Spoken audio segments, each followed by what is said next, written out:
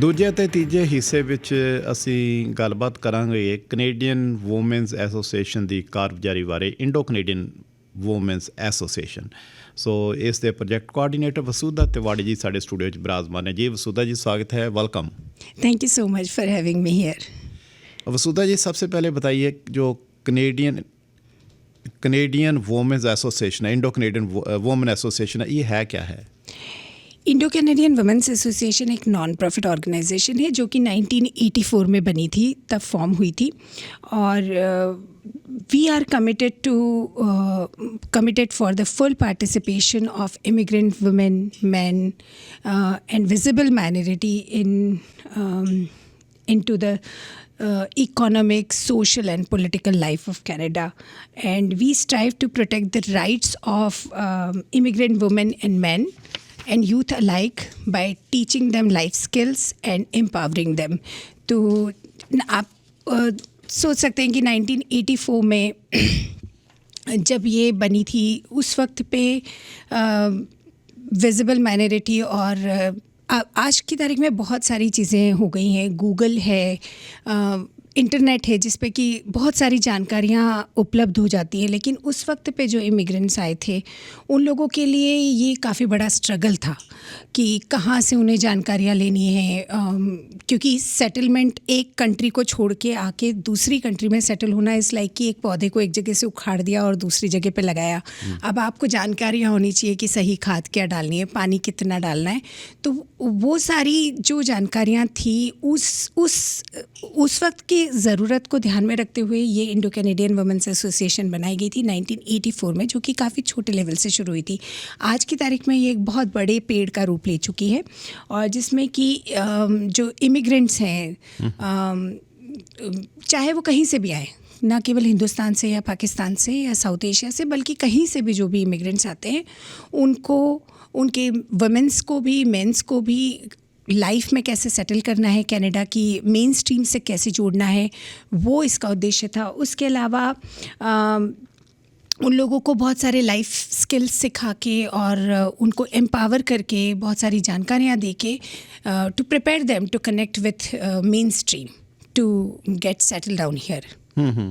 तो ये जो इंडो कनेडियन वुमेन एसोसिएशन है, इसके एम्स एंड ऑब्जेक्टिव्स क्या हैं? देखिए, जो मैंने आपको बताया कि पहली बात तो कि विजिबल माइनॉरिटी और इमिग्रेंट्स के सेटलमेंट से रिलेटेड काम इन्होंने शुरू किया था।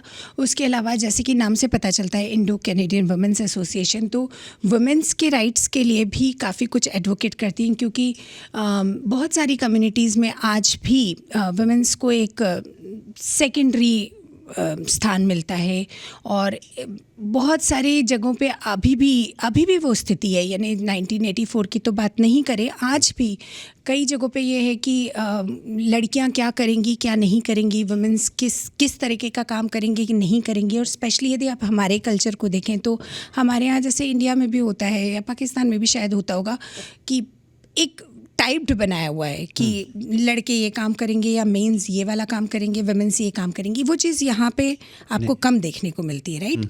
तो जब आप उस माइंड फ्रेम के साथ आते हैं यहाँ, चाहे आप किसी भी कंट्री में रहें, लेकिन आपका एक माइंड फ्रेम होता है। आप जिस तरीके के कल्चर में ग्रो होते हैं, जिस तरीके, वैसी ही आपकी मानसिकता बनती है, आपका पर्सपेक्टिव बनता है लाइफ के लिए। तो बहुत सारी जगहों पे आज भी बहुत सारी चीज़ें हैं। डोमेस्टिक वायलेंस है, कई बार लड़कियों को जानकारी नहीं मिलती कहाँ से करना है, क्या करना है। तो इंडो कैनेडियन वुमेन्स एसोसिएशन एक ऐसी जगह थी जहाँ पे कि लेडीज़ के साथ साथ अब जो इतना बढ़ चुका है, तो हमारे यहाँ यूथ प्रोग्राम्स भी हैं और हमारे यहाँ मेन प्रोग्राम्स भी हैं, हमारे यहाँ पे सीनियर प्रोग्राम्स भी हैं। और इसके जो मेन ऑब्जेक्टिव्स थे, उसका मेन चीज़ों को मैं 3 कैटेगरीज में बांटूंगी। एक है इंटीग्रेशन एंड सेटलमेंट, जैसे कि मैंने आपको बताया कि जब इमिग्रेंट्स आते हैं तो वो कैसे इंटीग्रेट हों यहाँ की लाइफ में। और सेटलमेंट सर्विसेज कि वो कैसे सेटल हों। सेटलमेंट के लिए आपको लैंग्वेज चाहिए, आपको यहाँ पे कुछ कोर्सेज चाहिए, उनकी जानकारियाँ चाहिए कि भाई आपको करना है तो करना क्या है। I am ready to study, but what to study, right. I am ready to work, but where to work, where to apply, CV कैसे बनाना है, इंटरव्यू के लिए कैसे प्रिपेयर करना है, बहुत सारी चीज़ें. तो हमारी सेटलमेंट सर्विसेज और इंटीग्रेशन है. उसके बाद हमारा दूसरा जो मेन उद्देश्य है वो है कम्युनिटी एक्टिविटीज़ एंड कनेक्शन. क्योंकि ये आज भी मैं महसूस करती हूँ, मतलब मैं 1984 को तो इमेजिन भी नहीं कर सकती, क्योंकि मैं तो अभी जुड़ी हूँ कुछ समय से इस ऑर्गेनाइजेशन से. लेकिन आज भी मैं ये महसूस करती हूँ कि यहाँ पे बहुत सारी पैरेलल कम्युनिटीज़ बनी हुई है. बहुत सारी पैरेलल कम्युनिटीज़ हैं. दुनिया भर के लोग आ रहे हैं और उन्होंने अपने कोने बना लिए है ना, अपनी कम्युनिटीज़ बना लिए. यदि हम इंडियन कम्युनिटी की भी बात करें तो कहीं गुजराती कम्युनिटी है, कहीं पंजाबी कम्युनिटी है, कहीं साउथ एशियन कम्युनिटी है, कहीं महाराष्ट्रियन कम्युनिटी है, कहीं हिंदी कम्युनिटी है. सब अपने अपने सर्कल में मिल रहे हैं, जा रहे हैं, वहीं पर फ्रेंड्स बन रहे हैं. तो ये एक ऐसी जगह है जहाँ पर हम लोग कम्युनिटी कनेक्शन में मदद करते हैं. और उसके लिए कम्युनिटी कनेक्शंस के लिए हम बहुत सारी कम्युनिटी एक्टिविटीज़ करते हैं, जैसे पॉटलक्स हो गए या बहुत सारी डिफरेंट एक्टिविटीज़ हो गई. फिर तीसरी जो चीज़ जो सबसे इम्पॉर्टेंट है वो है एजुकेशन एंड अवेयरनेस, कि हम बहुत सारी चीज़ों में एजुकेशन देते हैं और उसके साथ साथ अवेयरनेस देते हैं. बहुत सारे टॉपिक्स पे, बहुत सारे इम्पॉर्टेंट सोशल, इकोनॉमिक, पॉलिटिकल, बहुत सारे टॉपिक्स पे हम अवेयरनेस देते हैं. आप प्रोजेक्ट कोऑर्डिनेटर हैं. हाँ जी. तो इसके बारे में बताइए, ये जो प्रोजेक्ट है वो है क्या, किसके बारे में है?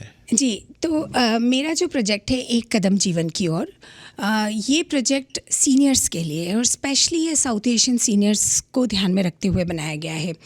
एक कदम जीवन की ओर, 1 स्टेप टुवर्ड्स लाइफ. जैसे कि आपको नाम से ही पता चल रहा होगा, अब जब हम सीनियर्स की बात करते हैं तो आप उसको क्लियरली 2 कैटेगरीज में डिवाइड कर सकते हैं. एक तो वो जो कि यहाँ पे पहले कभी इमिग्रेंट आ गए थे और वो यहीं पे रहे हैं, और दूसरे वो जो कि इंडिया से आ रहे हैं, या तो अपने बच्चों के पास आ रहे हैं, इंडिया से, पाकिस्तान से, कहीं से भी आ रहे हैं. तो वो पेरेंट्स अपने बच्चों के पास आ रहे हैं.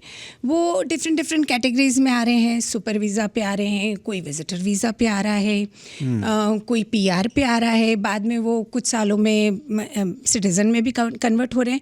बट होता क्या है कि एक आइसोलेशन आ जाता है, स्पेशली कोविड के बाद आइसोलेशन बढ़ा. और दूसरा, जो लोग वहाँ से आते हैं उनके लिए एक पूरी ज़िंदगी एक अलग कल्चर और अलग माहौल में आने के बाद यहाँ पे उनको कई बार मन नहीं लगता. उनको लगता है कि या तो वो आइसोलेटेड फील करते हैं, या वो टोटली डिपेंडेंट होते हैं उनके बच्चों के ऊपर, या फिर उनका मन नहीं लगता है कि हम यहाँ क्या करें. और एक चीज़ मन में रहती कि भाई वहाँ पे तो हम ये करते थे, वो करते थे, हमारी फैमिली थी, हमारा नाम था, हमारे कनेक्शंस थे, हमारी प्रेस्टीज थी. और हमारे कल्चर्स में social Prestige is something which is very important ना. इंसान पूरी ज़िंदगी एक सोशल प्रेस्टीज कमाता है और फिर रिटायरमेंट के बाद उसको एंजॉय करता है.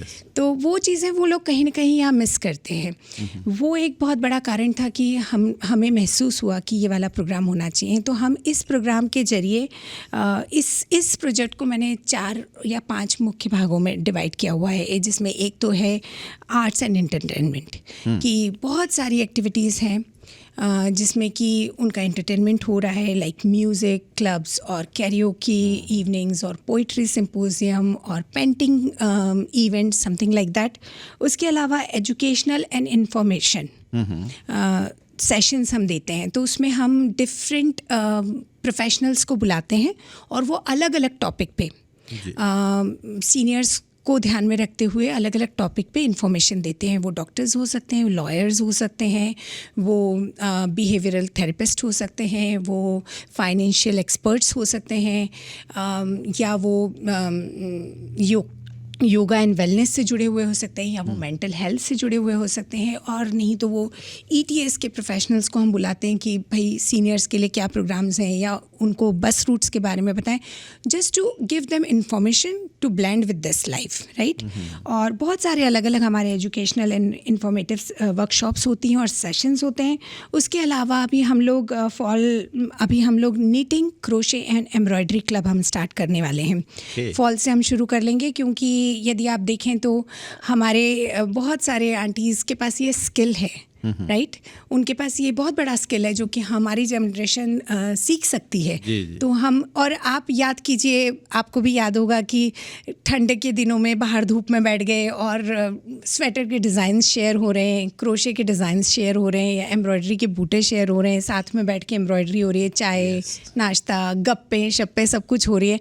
तो वो एक आर्ट तो जिंदा था ही, क्योंकि वो स्किल है, मगर उसके साथ साथ that is a very good way of a creative socializing. I must say creative socializing ना, किटी पार्टी में नहीं, बल्कि आप कुछ करते हुए आप सोशल टाइम बिता रहे हैं, आप एक दूसरे के सुख दुख साझा कर रहे हैं, और उसके साथ साथ आप अपने स्किल्स को भी, अपने खाली टाइम को पूरी तरीके से ज़िंदा रख रहे हैं। फिर इसके साथ ही एक मैंने इसमें हम लोगों के games, fun and socializing clubs भी हैं।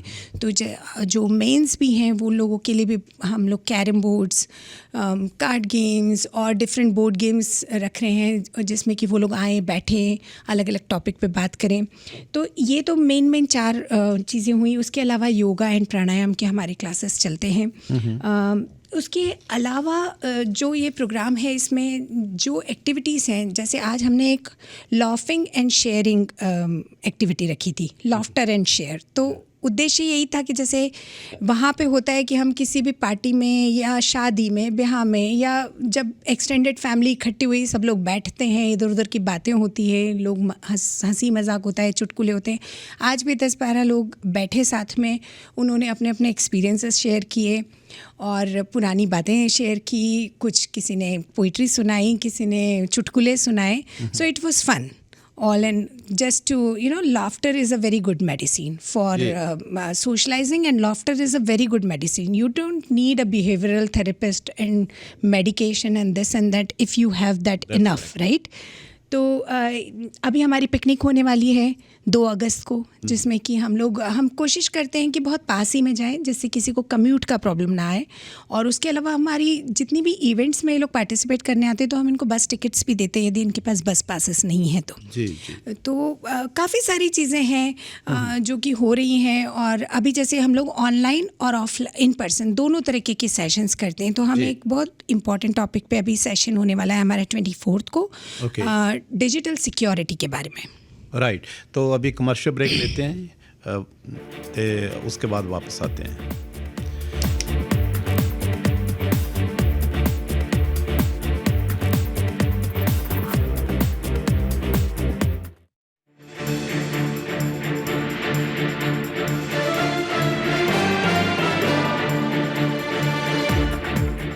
गलबात चल रही है वसूदा तिवाड़ी जी नाल।